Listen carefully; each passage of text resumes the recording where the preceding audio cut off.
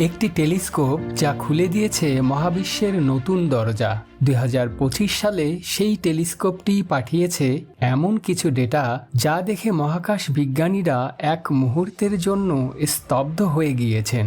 124 আলোকবর্ষ দূরে একটি গ্রহের বায়ুমণ্ডলে পাওয়া গেছে অদ্ভুত রাসায়নিকের সমাহার, ডাইমিথাইল সালফাইড বা ডিএমএস। এই অণুটি পৃথিবীতে শুধুমাত্র সামুদ্রিক ফাইটোপ্ল্যাঙ্কটন দ্বারা উৎপন্ন হয়। তাহলে মহাজাগতিক এক সমুদ্রে ভিনগ্রহী প্রাণের অস্তিত্বের এটাই কি প্রথম জীবন্ত স্বাক্ষর? আজ আমরা ডুব দেব জেমস ওয়েব টেলিস্কোপের সেই চাঞ্চল্যকর তথ্যের গভীরে, যা হয়তো বলছে আমরা এই মহাবিশ্বে একা নই। কিন্তু এই ডিএমএস আসলেই প্রাণের নির্দেশক নাকি অন্য কোনো ভূতাত্ত্বিক প্রক্রিয়ার ফল? চলুন উত্তর খোঁজা শুরু করি। 107 power radar contact 7 3/4 miles. এই রহস্যের কেন্দ্রে আছে K2-18b নামের একটি গ্রহ। এটি একটি সাব নেপচুন, অর্থাৎ পৃথিবীর চেয়ে বড় কিন্তু নেপচুনের চেয়ে ছোট, এবং এটি অবস্থিত তার নক্ষত্রের হ্যাবিটেবল জোন বা বাসযোগ্য এলাকার মধ্যেই, যেখানে তাপমাত্রা তরল পানি থাকার অনুকূল।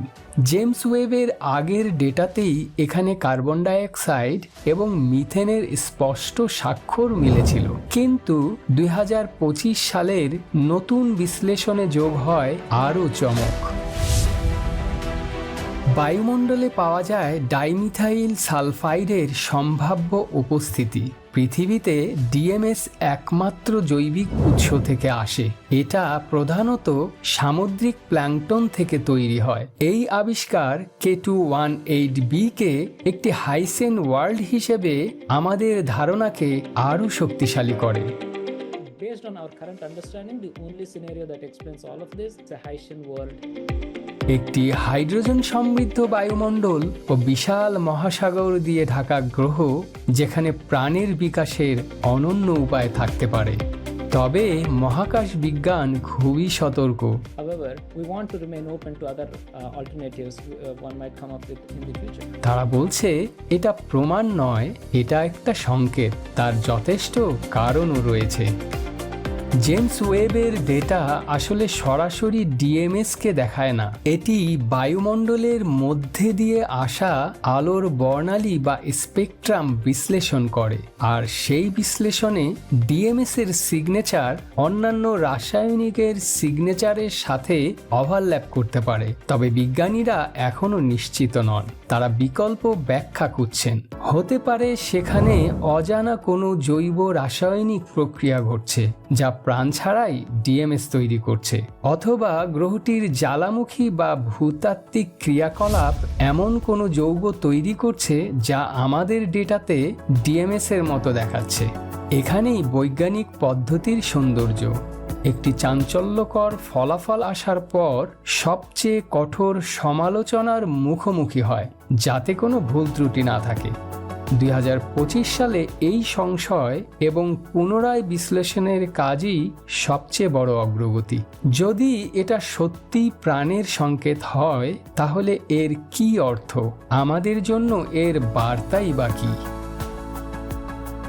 এই একটি সংকেত যদি সত্যি হয়, তাহলে তা মানব সভ্যতার ইতিহাসে সবচেয়ে গভীর আবিষ্কারগুলোর মধ্যে একটি হবে। এটি শুধু বৈজ্ঞানিক কৌতূহল মেটাবে না, বদলে দেবে আমাদের দার্শনিক ও ধর্মীয় দৃষ্টিভঙ্গি। এটা প্রমাণ করবে প্রাণ শুধু পৃথিবীর সীমাবদ্ধতায় নয়, এটা মহাবিশ্বের একটি স্বাভাবিক প্রক্রিয়া।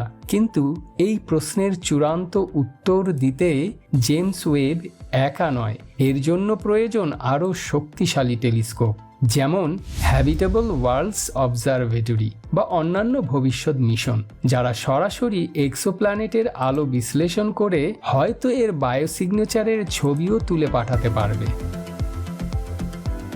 আরও নিশ্চিত হতে আমাদের K2-18b এর দিকে একটি প্রোবও হয়তো পাঠাতে হতে পারে, যদিও সেটা এখনো অনেক দূরের স্বপ্ন।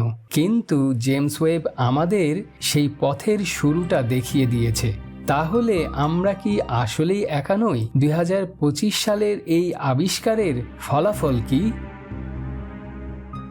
জেমস ওয়েব টেলিস্কোপের এই পর্যবেক্ষণ আমাদের একটি চূড়ান্ত ফলাফল দেয়নি, বরং দিয়েছে মহাবিশ্বের সবচেয়ে বড় প্রশ্নটির দিকে এগিয়ে যাওয়ার সবচেয়ে শক্তিশালী সূত্র। এটি আমাদের বলছে, এখানে দেখো, এখানে কিছু অস্বাভাবিক আছে, এটা অনুসন্ধান করো। 2025 সালের এই আবিষ্কার তাই শেষ নয়, শুরু, একটি নতুন অধ্যায়ের শুরু, যেখানে আমরা শুধু গ্রহ খুঁজব না, খুঁজব সেগুলোর মধ্যে প্রাণের লক্ষণ। আমরা একা নই, এই বিশ্বাসের পেছনে এখন বৈজ্ঞানিক ডেটার ভিত্তি আগের চেয়ে অনেক অনেক মজবুত। মহাবিশ্ব যেন নিজেই ইশারা করছে, তার অন্ধকারে শুধু নক্ষত্র নয়, হয়তো জীবনও ভেসে বেড়াচ্ছে। আর সেই অনুসন্ধানের যাত্রায় জেমস ওয়েব হলো আমাদের চোখ। আপনি কি বিশ্বাস করেন K218b-তে প্রাণ থাকতে পারে? নিচে কমেন্টে আপনার মতামত জানান।